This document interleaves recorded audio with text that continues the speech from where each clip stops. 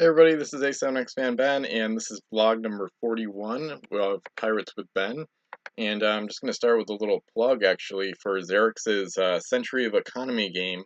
So this is a campaign game he plays with his brothers every summer. He's been doing it since 2015, and he has a custom rule set based on a hybrid of Century of the Empires and Economy Edition, so he calls it Century of Economy.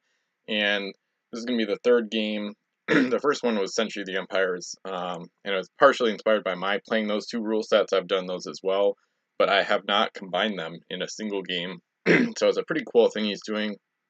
So he's posted an intro and the first battle report up. So I highly encourage you to check it out, especially if you like the big epic campaign games or if you like battle reports in general. So it's just gotten started, but it's certainly going to get a lot more interesting and a lot bigger as time goes along. So I'm going to put a link in the description below so you can check out that video. So I'm going to feature some of his stuff sometimes, especially when he's playing a campaign game, or a physical one at least, and I'm not at the time. So check out the description for a link to that. And the deal of the day is actually kind of an interesting one. This Revolution Super Rare Pack was on eBay recently for more than this amount, I'm pretty sure. But looks like it didn't sell, so they relisted it, at least I'm pretty sure. And at this point, it's at 20 essentially, with a little under $4 shipping. And if I go to my eBay prices spreadsheet history, I can see that the Revolution Super Rare Pack averages going for a little over $23. So with shipping, this is right around where auctions have ended in the past. My eBay spreadsheet is mostly for auctions, so it's gone for more than 33 times, including the last time, at least that I saw. Sometimes I might miss stuff, but the last time I saw a Revolution Super Rare Pack up for auction went for $43. So interesting little deal there. So there'll be a link in the description, of course, to that as well.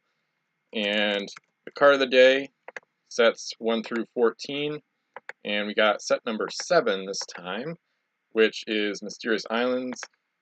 Sometimes I think about landmark sets, so like Davy Jones' Curse was the 6th set released.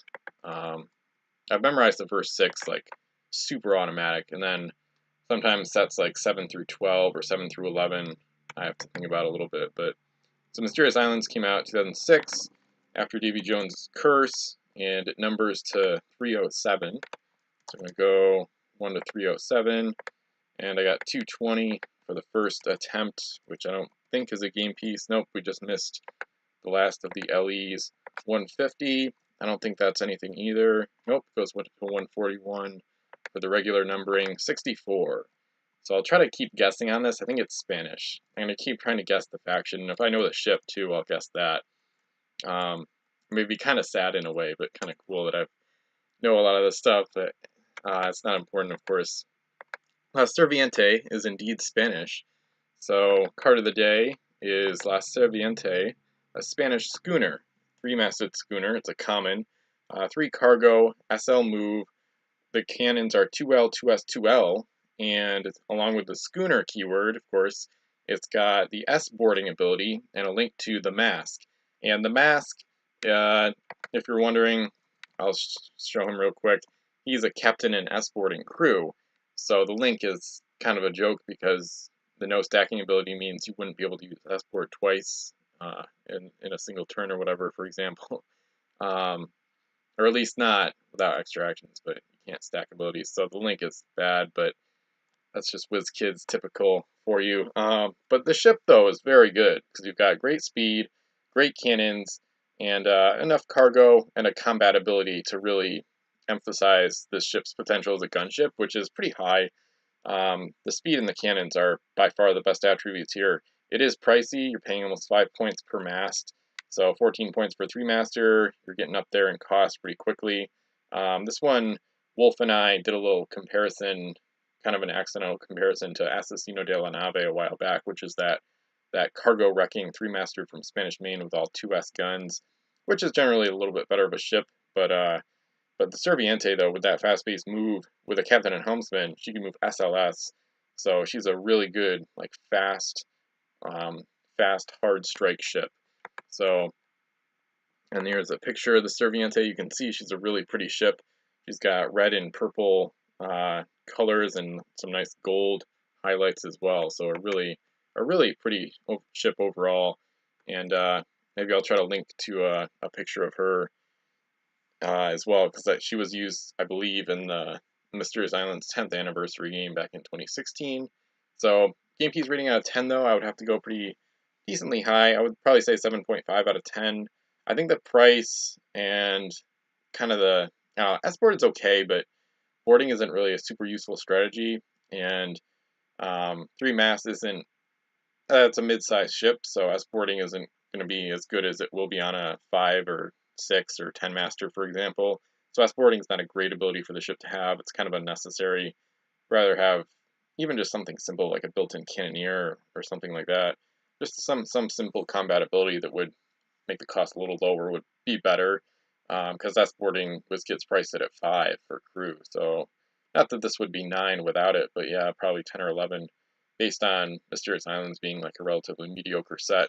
This is one of the fastest ships in the set actually, at S plus L, because Mysterious Islands, the game started slowing down a bit. Basically, it's got kind of slow. Frozen North may have been the slowest, but so around 7.5 out of 10, you could make a good case for an 8 out of 10 for this ship. A really good gunship. For crew, I'd recommend Captain Helmsman. From there, just optional, really. I guess if you're going to use S-boarding and try to board a bunch, an oarsman would be good to try to protect those more important crew, the Captain Helmsman.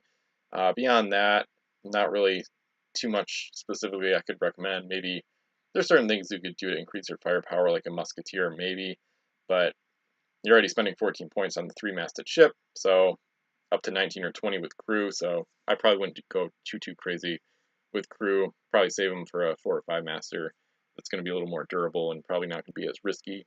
And this is going to be a ship that's probably going to go down quickly, potentially anyway.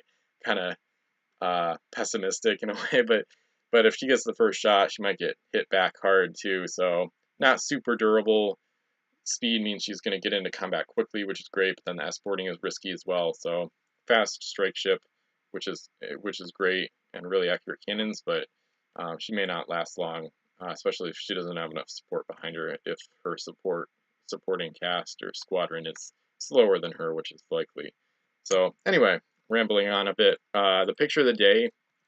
There was actually no play in Economy Edition today, but 5 years ago today, in 2013, I continued my Century of the Empires game, which was the first campaign game I took pictures for. I've talked about it already, and that game actually inspired Xerecs and his brothers to play Century of the Empires in 2015, which led to Century of Economy, like I talked about. So kind of a foundational game, really, not just for Xerecs loving it, but for me in terms of pictures too. And you can see no blue ocean, just use the white carpet, but still a cool game, still some good pictures from it. Not a ton of pictures, but and it wasn't like a ludicrously massive game like Command the Oceans or CG1 on Vassal. But anyway, so in this picture, in the Century of the Empires, I made a custom house rule where all the ships have to be hit twice in order to eliminate a mast. So that's why you see little dice on the ships, and I use that in Command the Oceans as well, along with CG4 and the Caribbean game. Both of those games are using that rule as well, so get used to it if you like reading campaign game battle reports. And Century of the Economy usually features that as well, probably this time around too. And so Nautilus is on fire here, but the English were kind of wrapping up a general victory over the French. You can see a few of their ships repeating or retreating in the background. And so yeah, I like showing these close-ups sometimes. I like the wide overhead views a lot because they show situations, but sometimes the close-ups really make you feel like you're on a ship or you're looking like from the main mast down at the battle, or you're looking like across the ocean, things like that. So these kind of views I really love as well, and sometimes the flash can really bring it out and bring out the action. So you can almost imagine like the Nautilus like about to ram the Auguste. Not that she did that, I don't even know, but and then you can see the London. You can imagine the London raking the Amazon by the bow and things like that. So it's a cool shot, I think. And there were a few other pictures from this day too. So I'll link to the Century of the Empires report as well. But that wraps up this this vlog. So check out Xerecs' Century of Economy game. It's gonna be great.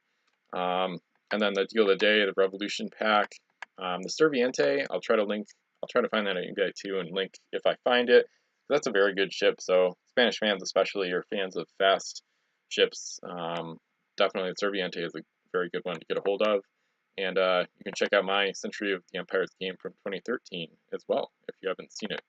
So I'm going to be back again very soon, and thanks for watching, and leave a like and subscribe if you want to see more Pirates content.